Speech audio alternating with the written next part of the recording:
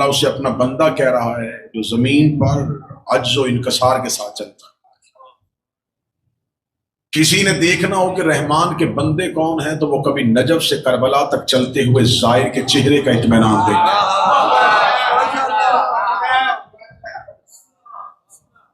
اشار، قربانی، سخاوت کی زندہ مثالیں اس وقت موجود ہیں۔ زمانے میں کبھی ایسا نہیں ہوتا کہ جسم چلے اور تھکے نہ، متوجہ رہیں گے آپ میرے پاس۔ زمانے میں کوئی ایسی مثال نہیں ملتی کہ جس میں انسان تھکنے کے لیے پیسے خرچ کرتا ہو۔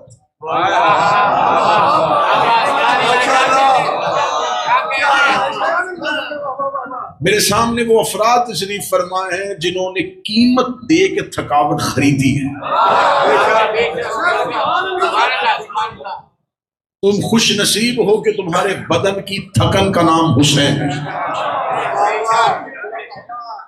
یہ تھکاوٹ کس کے لیے ہے؟ حسین کے لیے۔ یہ جو آپ کا جسم، جو وجود چل رہا ہے، یہ بڑھ رہا ہے کسی مقصد کی جانب اور کسی منزل کی جانب۔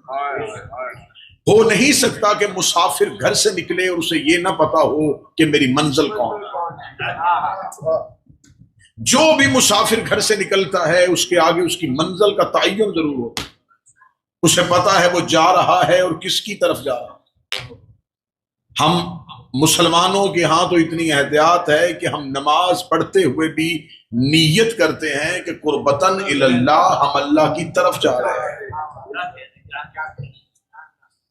ہم اللہ کی طرف جا رہے ہیں۔ ہو نہیں سکتا کہ کوئی مسافر گھر سے نکلے اور اسے پتا نہ ہو کہ منزل کیا۔ میں آپ کو خوش نصیبی اور کا عروج دکھاؤں کہ آپ وہ لوگ تشریف فرمائے ہیں جو گھر سے نکلے اور ان کی منزل کا نام حسین، حد تک کریم کا نام، کرم کے سمندر کا نام حسین۔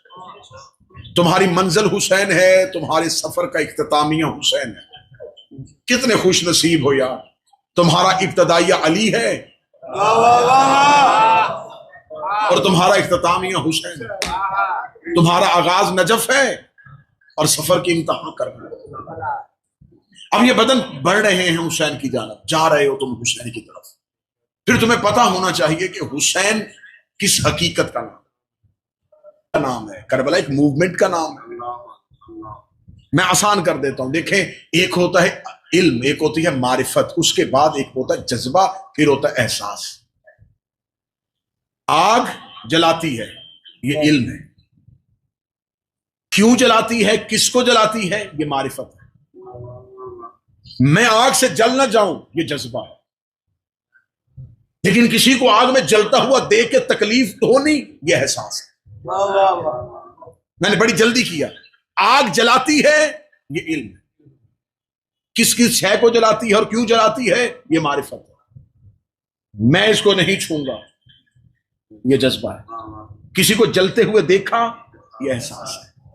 لوگوں کے پاس کربلا کا علم ہے، ہمارے پاس کربلا کا احساس ہے۔ کوئی غیر مسلم بھی نہیں مانتا کہ کربلا میں ظلم نہیں ہوا۔ وہ کہتے ہیں، ہم کہتے ہیں۔ آپ کو پوری دنیا میں ایسے لوگ ملیں گے وہ جو کہتے ہیں بس یہاں آپ میں اور ہم میں یہی فرق ہے نا کہ آپ ماتم کر لیتے، ہم نہیں کرتے۔ ہم اس لیے نہیں کرتے کہ بس ٹھیک ہے ہمارے یہاں نہیں ہے، ہم اس دن چھٹی کر لیتے ہیں، ہم اس دن امام حسین کے نام پہ لوگوں کو کھانا کھلا دیتے ہیں۔ تو بھائی آپ کو کربلا کا علم ہے، احساس نہیں ہے۔ اور تحریک علم کی وجہ سے نہیں آتی، احساس کی وجہ سے۔ موضوع پسند ہے، اس موضوع کو چلاؤں آگے۔ تحریک ہمیشہ احساس سے پیدا ہوتی ہے۔ یہ احساس ہمارے اندر پیدا کس نے کیا تھا؟ اب میں تقریر کے اختتامیے میں جا رہا ہوں کہ تاکہ اگلی 2 مجلسوں کا میرا خلاصہ بن سکے۔ دین بند ہے غدیر کے اندر، غدیر بند ہے عاشور کے اندر۔ عاشور کا احساس زمانے میں جس خاتون نے پھیلایا ہے اسے زینب ہے۔ میں فضائل پڑھ رہا ہوں، جس نے زمانے کو احساس کروا دیا۔ یہ مولا سجاد روئے کیوں تھے؟ احساس کے لیے، لوگوں کو احساس ہو۔ کیا ہوا تھا کربلا میں؟ احساس، انسان کے اندر احساس پیدا کرنے کے لیے یہ جو ہم نجف سے کربلا پیدل چل رہے کس لیے؟ ہمیں رستے میں دھوپ لگتی ہے تو ہمیں گرمی محسوس کیوں نہیں ہوتی؟ احساس کی وجہ سے. ہمیں تھکاوٹ، کیونکہ یہ تمام چیزیں کیفیت ہیں. تھکنا کیفیت کا نام ہے. یہ کیفیتیں ہم پر حاوی کیوں نہیں ہوتی؟ کیونکہ ہمارے احساس کا نام حسین ہے. ہمیں پیاس لگتی ہے، ہمیں حسین کا احساس ہو جاتا ہے. ہمیں تھکاوٹ ہو جاتی ہے، ہمیں حسین کا احساس ہو جاتا ہے. یقین کرو حسین کے ظاہر و کربلا سے یہ پیغام لے کے جانا، اسی احساس نے ہمیں زندہ رکھا ہوا. ہم زندہ اس احساس کی وجہ سے. تمہیں کیا پتا کربلا نے تمہیں کیا کیا نعمتیں دی. کربلا نہ ہوتی، کسی کا جوان مرتا تو باپ فوراً مر جاتا. بیٹے کے مرنے کے بعد وہ باپ جو زندہ رہتا ہے کربلا کے احساس کی وجہ سے.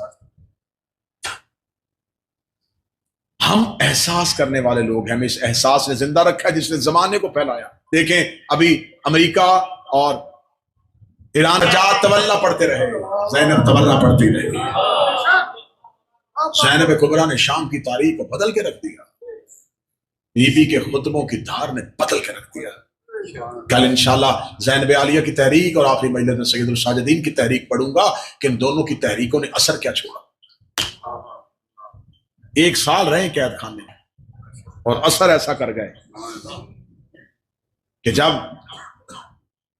یزید کی حکومت کے آخری دور تھے تو 80,000 لوگ حسین کے شیعہ ایک زندان سے نکلے تھے.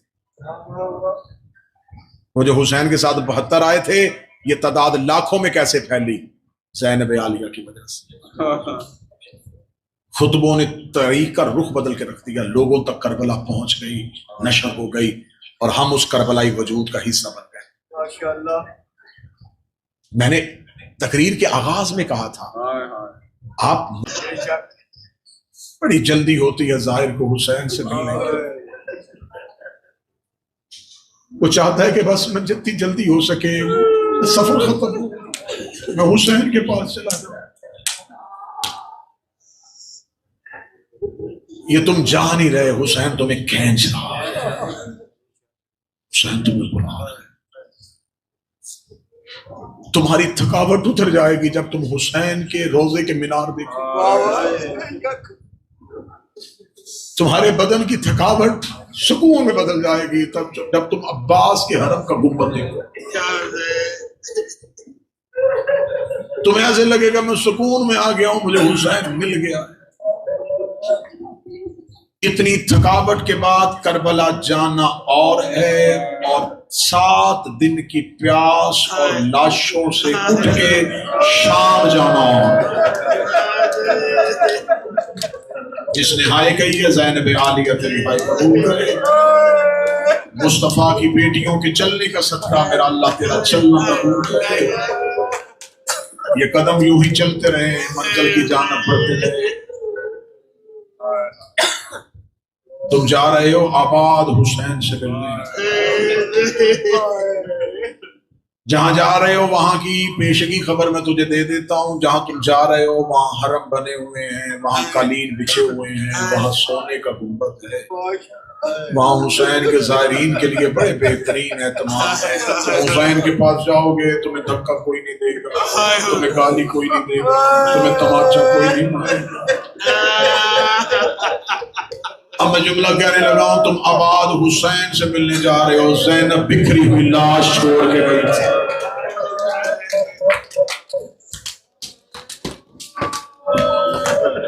جب زینب عالیہ کربلا سے نکلی تھی، لاش 7 حصوں میں تقسیم تھی. سب سے پہلے لاشا حسین میں بہن آئی ہے، رو کے کہتی ہے حسین معاف کر دینا. حسین تیرے یتیم اکٹھے کرتے کرتے زینب کو پوری رات گزر گئی. حسین مجھے معاف کر دینا، میں صبح آپ کی لاش پہ آنا چاہتی تھی، یا امت رسیاں لے کے آ گئی. حسین میں تیری لاش سے جا رہی ہوں. حسین میں نے عصر عشور کا آپ کو دیکھا ہوا ہے. حسین ایک بار بہن سے مل. لاشا حسین کے قریب سے بہن کی سواری گزری ہے. میں سخت نہیں پڑھوں گا تاکہ ظاہر کا جگر نہ پھٹ جائے. سواری بٹھائی نہیں، زینب پھر بھی اتر گئی. میں اشارتاً جملہ دیا، میں نے کہا سواری بٹھائی نہیں، زینب پھر بھی اتر گئی۔ میں تیرے رونے کے لیے جملہ تھوڑا سا کھول دیتا ہوں، زینب ایسے اتری جیسے بھاگتے گھوڑے سے آواز اٹھ رہی۔ زینب عالیہ بھائی کی لاش پہ قدموں سے چل کے نہیں گئی، ایسے آئی جیسے اکبر کی لاش پہ حسین آئے تھے۔ بہن بھائی کی لاش پہ آئی ہے، مجھے سر پہ قرآن رکھ کے بتاؤ بہنوں والوں، کبھی بہن سے بھی بھائی بھولتا ہے؟ بھائی کی لاش کے قریب آگے کہہ دیا حسین تو کہاں ہے؟ حسین تو کہاں ہے؟ حسین بہن تجھ سے ملنے کے لیے آئی۔ 7 حصوں میں حسین کی لاش دیکھی، رو کے کہتی معاف کرنا، چادر ہوتی میں تجھے کفن دے دیتی، میرے ہاتھ کھلے ہوتے میں قبر بنا کے تیری لاش دفنا جاتی۔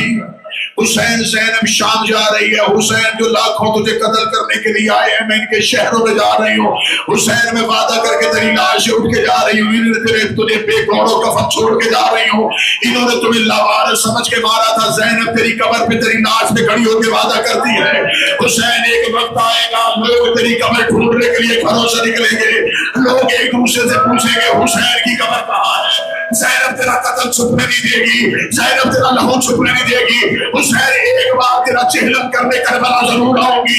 یہ کہہ کے بہن بھائی کی لاش سے چلی گئی، دوسری بہن بھائی کی لاش پہ آئی، لوگ کہتی حسین میں بھی تیرا چہلم کرنے کے لیے آؤں گی، تیسری بہن آئی، لوگ کہتی میں بھی بھائی تیرا چہلم کرنے کے لیے آؤں گی، آخری جملے میں مادر روتے کرنا، آخر میں 4 سال کی بیٹی آئی، لوگ کہتی ہر کوئی آئے گا میں نہیں آؤں گی، مجھے آخری بار ملنے شام کے دن۔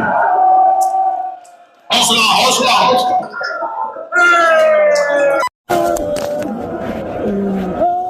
اے میرا غریب کربلا بابا، اے میرا دشت نینوا کا مسافر بابا، بابا بیٹی سے آخری ودا کر لے، بابا سینے پہ سونے والی آج کے بعد مٹیوں پہ سوئے گی، بابا تیرے سر کا تکیہ بنانے والی آج کے بعد اینٹوں پہ سوئے گی۔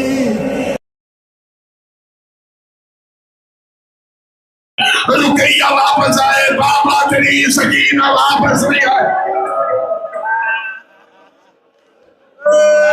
کیسے گئی 4 سال کی بیٹی؟ کوئی لاشائے حسین سے پوچھتے حسرت کیا تھی زینب عالیہ کی، میں حسین تیرا چہلم کرنے آؤں گی، آؤ میں تمہیں چہلم کا مضمون سناؤں اور تمہیں سلام کروں۔ آدھی رات ملعون یزید دمشق میں اپنے تخت پہ بیٹھا، اس نے اپنے سپاہی سے کہا زندان سے حسین کے بیٹے کو بلا کے لا۔ آدھی رات کو سپاہی آئے، علی ابن الحسین تجھے ہمارے حاکم نے دربار میں بلایا۔ مولا سید الساجدین اٹھے، اب میں اشارہ کروں گا جو مسائل میں اشارے پہ روتے ہو، بلایا چوتھے امام کو تھا، 5واں بھی ساتھ اٹھا، جو نہیں سمجھ سکے انہیں کھول کے بتا دو، مجبوری کوئی اتنی بڑی تھی۔ چوتھے نے کمر سیدھی کی، 5ویں کے تلوے زمین سے اٹھ گئے، ابھی بھی آئینے کی رسی ایک تھی، امام 2 قید تھے۔ آدھی رات کو یزید کے دربار میں باپ اور بیٹا آئے، یہ ملعون تخت میں بیٹھا، مولا سجاد کی آواز ہے تو نے رات کے اس پہر میں مجھے کیوں بلایا؟ یہ ملعون دے کے کہتا حسین کا بیٹا میں تیری قید آزاد کرنا چاہتا ہوں۔ آزاد قید کا نام آنا، سجاد رو کے کہتے مجھے بتا میں جاؤں کہاں؟ یہ کہنے لگا جہاں بھی جانا ہے لیکن شام چھوڑ دے، شام سے چلا جا۔ مولا سجاد کی آواز آئی تو نے بیعت مانگی ہم نے کی نہیں، تو نے میرا بابا قتل کر دیا، جب ہم نے بیعت کی نہیں تو میری قید آزاد کیوں کر رہا ہے؟ یہ ملعون دیکھ رہے اس لیے آزاد کر رہا ہوں، وہ جسے تھوڑے دن پہلے دفنا کے آیا ہے اس کے رونے کی آوازیں ابھی بھی شام میں آ رہی ہے، اور تجھے 4 سال کی بہن کو دفنایا ہے تو کبھی میرے محل کے اس کونے میں روتی ہے، کبھی اس کونے میں روتی ہے۔ میں آدھی رات کو تڑپ کے اٹھتا ہوں، اس کے چیخوں کی آوازیں آتی ہیں، رو رو کے کہتی اس کی رسیاں کھول دے، وہ بیمار ہے، اس کی زنجیریں آزاد کر، وہ 1 سال کا تک۔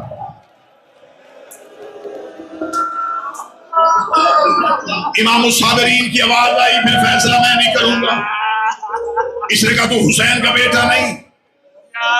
مولا سید الساجدین کی آواز آئی میں بیٹا ہو کے وارث نہیں، وہ بہن ہو کے وارث ہے، فیصلہ وہ کرے گی جو زندان میں بیٹھی ہے۔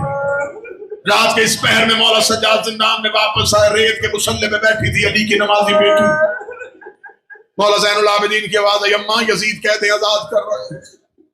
رو کے کہتی اس سے پوچھ شام کی عورتیں تھک گئی. اما وہ کہتے آزاد کرو مجھے سکینہ کے چیخوں کی آوازیں آتی. بی بی زینب رو کہتی نہیں سجاد میں حسن کی بہن ہوں,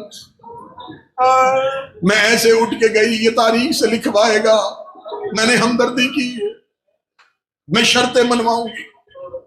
شرطیں ہمیشہ فاتح منواتا ہے تاکہ تاریخ لکھے کہ زینب فاتح کی حیثیت سے گئی ہے. اما وہ کون سی شرطیں منوانی ہیں؟ کوئی اکبر واپس آئے گا. بی بی نے جو شرطیں بتائی ہیں مجھے نہیں پتا تم کربلا کے رستے میں وہ شرطیں سن کے کتنا ہوگی. مولا سید الشاہدین دوبارہ دربار میں آواز آئی میری اماں کی چند شرطیں ہیں. یہ مولا کہتا کون سی؟ مولا سجاد کی ایک پہلی شرط ہے ہمیں 3 اونٹ بطور سواری چاہیے, اس جگہ دینے کے لیے تیار ہوں. آواز دوسری شرط بشیر ابن جزلم بطور مہاری چاہیے, اس جگہ دینے کے لیے تیار ہوں. مولا سجاد کی آواز تیسری شرط شہداء کے سر واپس چاہیے, یہ کہتا میں دینے کے لیے تیار ہوں. مولا سجاد کی آواز میری اماں کہتی ہے ایک مکان مجھے شام میں خالی کروا کے دے. وہ کہتے جب رہنا ہی نہیں کرنا کیا ہے. مولا سجاد فرماتے ہیں علی کی بیٹی کہہ رہی ہے میرے 18 مارے گئے مجھے روزے کسی نے نہیں دیا, ایک مکان خالی جن عورتوں نے پتھر مارے انہیں میرے سامنے بٹھا, میں انہیں بتاؤں میرا باغی نہیں میرا نمازی مارا گیا ہے. مجھے سر کے بال کھول کے ایک مرتبہ حسین کو رونا ہے, مجھے پورے سال میں کسی نے رونے نہیں دیا. اس نے کہا اگلی شرط بتا. مولا سجاد کا جگر پہ ہاتھ آیا. جو شرط بتانے سے پہلے سجاد لہو بولے میں موقع میں وہ شرط پڑھنے لگا ہوں. مولا سجاد کی آواز نہیں میری اماں کہتی آخری شرط ہے وہ جو چادر شام غریبہ اتاری تھی وہ چادر مجھے واپس کر. اتنا کہنا تھا یہ دیر کے کہنے لگا 36 ملکوں کی فوج نے لوٹا تھا زینب کا خیمہ, جس کے ہاتھ جو آیا وہ لے کے چلا گیا. اگر کہے میں چادریں نہیں بنوا دوں, سجاد کی آواز نہیں چادریں نہیں, وہی چادر مجھے واپس کر جو شام غریبہ نیزے سے اتاری تھی. یہ دیکھ رہے وہ چادر لے کے کیا کرے گا؟ سجاد کہتے میں یہاں سے کربلا جاؤں گا, اپنے عباس میں چادر رکھوں گا, روز کا اٹھ چچا عباس جس چادر کا تم نگران تھا. ہائے حسین کہہ رہے ہائے حسین میں وہ چادر واپس لے کے آ گیا. 3 اونٹ زندان کے دروازے پہ گئے. علی کی بیٹی نے دیوار کی ٹیک چھوڑی. اب میں کھول کے نہیں پڑھوں گا کسی کا جگر پھٹے. شہزادی دیوار کی ٹیک چھوڑ کے اٹھی. جہاں جہاں سے گزر رہی تھی نیچے سے زمین سرخ ہو رہی تھی. علی کی شہزادی اونٹ کے قریب آئی. بی بی کہتی سجاد ہم کہاں جا رہے ہیں؟ مولا سجاد کی آواز ہے اماں ہم کربلا جا رہے ہیں. بی بی رو کے کہتی نہیں سجاد. اماں مدینہ چلے تو میں نہیں سجاد. اماں قبر امیر المومنین پہ لے جاؤں تو میں نہیں سجاد. اماں پھر کہاں لے کے جاؤں؟ بی بی زینب کی چیخ نکلی. رو کے کہا سجاد کوئی بیٹا پردیس میں چھوڑ کے نہیں جاتا, میں بیٹی پردیس میں چھوڑ کے جا رہی ہوں. سجاد ہو سکے مجھے ایک بار سکینہ کی قبر میں لے مجھے آخری بار سکینہ سے ملوا دے. مولا سید الشاہدین نے 3 اونٹوں کی مہار تھامی. قبرستان میں مسافرہ میں سجاد کا جانا تھا. سب سے پہلے بھائی کی نظر بہن کی چھوٹی سی قبر پہ پڑی. سجاد نے اونٹوں کی رسی چھوڑی, بہن کی قبر پہ گر گئے. رونے کہتے سکینہ روز پوچھا کرتی تھی پرندے گھروں پہ جاتے کبھی میں بھی مدینے جاؤں گی. اٹھ سکینہ دیکھ میری رسیاں کھل گئی ہیں, دیکھ میری زنجیریں کھل گئی ہیں. آ سکینہ تجھے کربلا لے جاؤں, آ سکینہ تجھے بابا کے پاس لے جاؤ, آ سکینہ تجھے مدینے لے جاؤ. بی بی زینب کی آواز ہے کلثوم سجاد کو اٹھا لے, کئی بہن کی قبر پہ بھائی مر نہ جائے. بی بی کلثوم نے مولا سجاد کو اٹھایا. بی بی رقیہ نے بی بی مسلم کو اٹھایا. سب سے آخر میں آئی حضرت عباس کی زوجہ فضل کی ماں نام لبابہ خاتون. جگر پہ ہاتھ رکھ کے جملہ سننا. بی بی لبابہ خاتون نے کہا علی کی بیٹیوں میں تمہاری کنیز ہوں, تمہارے نوکر کا حرم ہوں, ایک مرتبہ اجازت دینا مجھے تنہائی میں سکینہ سے بات کرنی ہے. علی کی بیٹی قبر سکینہ سے گئی. عباس کی زوجہ نے ان کے قریب نیچے سے مولا عباس کا کٹا ہوا سر نکالا، سکینہ کی قدموں پہ رکھا، ہاتھ باندھ کے کھڑی ہو گئی، نوکری بی نوکر کافی مانگنے آیا ہے، پانی لینے گیا تھا، رات میں سو گیا، کمرے سکینہ ہل گئی، آواز آئی سر اٹھا لے، میں راضی، میرا کربلا کا غریب راضی، میری بقیے والی ماں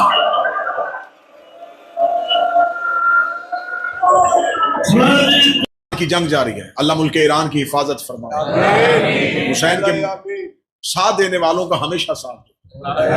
اس وقت یہ جنگ جاری ہے، لیکن اتنی نیوز آنے کے باوجود ہمیں پتہ نہیں چلتا ان میں سے سچی خبر کون سی ہے جھوٹی کون سی۔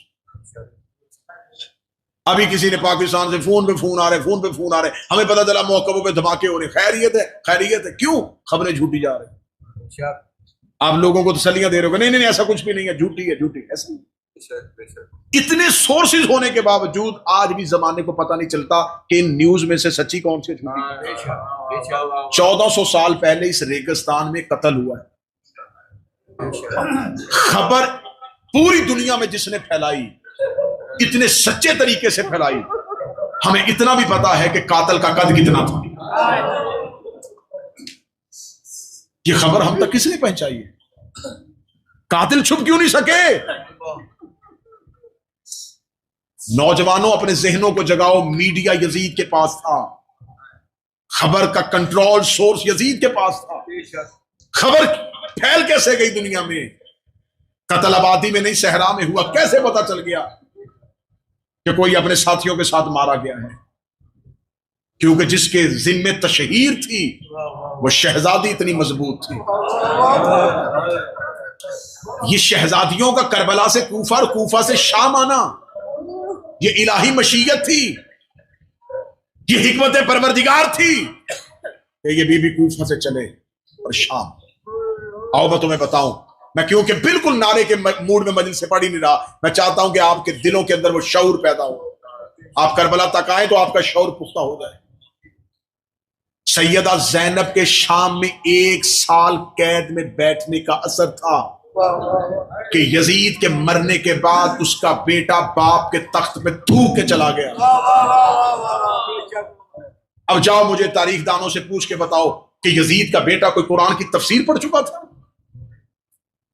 اس نے تو مدینہ دیکھا ہی نہیں، وہ تو پلا ہی ایک شراب خانے میں تھا، اس کو پلا ہی گناہوں میں تھا، غلاظتوں میں پلا تھا۔ اس کے شعور نے ترقی کیسے کی؟ نہ اس نے رسول دیکھا، نہ وہ مدینے میں گیا، نہ وہ کسی امام کی خدمت میں حاضر ہوا، نہ اس نے کسی حدیث کی کتاب کا مطالعہ کیا، اس کا شعور پختہ کیوں ہوا؟ پھر مجھے جملہ کہنے دینا، وہ قرآن کی تفسیر پڑھ کے حق کی طرف نہیں آیا، زینب کی تقریر سن کے حق کی طرف۔ زینب عالیہ کے خطبوں نے تاریخ کا رخ بدل دیا۔ شہادت حسین نے تحریک پیدا کی، زینب تحریک کی بانی بنی، تحریک دنیا میں پھیلا دی۔ یہ تم لوگ اس تحریک سے متاثر ہوا ہو، لوگ ہمارے اندر یہ احساس کس نے پیدا کیا؟ ایک لمحے کے لیے کبھی تنہائی میں بیٹھ کر سوچو، اتنے انسان قتل ہو رہے ہیں، اس قتل کا اتنا احساس کیوں ہے؟ آئمہ میں بھی مظلومیت آئی ہے، نبیوں کی اولادوں میں مظلومیت آئی ہے، حسین کے لیے یہ احساس کیوں ہے؟ یہ احساس زینب نے پیدا کیا، یہ احساس سید سجاد نے پیدا کیا۔ 2 ہستیاں کربلا سے چلی ہیں زمانے کو کربلا سمجھانے کے لیے، ایک مرد ہے ایک عورت ہے۔ مرد کا نام سجاد، عورت کا نام زینب۔ مرد حسین کا بیٹا، عورت زینب حسین کی بہن۔ میں اگر ان دونوں کے خطبے بند کروں تو ایک جملے میں بند کروں گا، سجاد بتاتے رہے ہم کون ہیں، زینب بتاتی رہی تم کون۔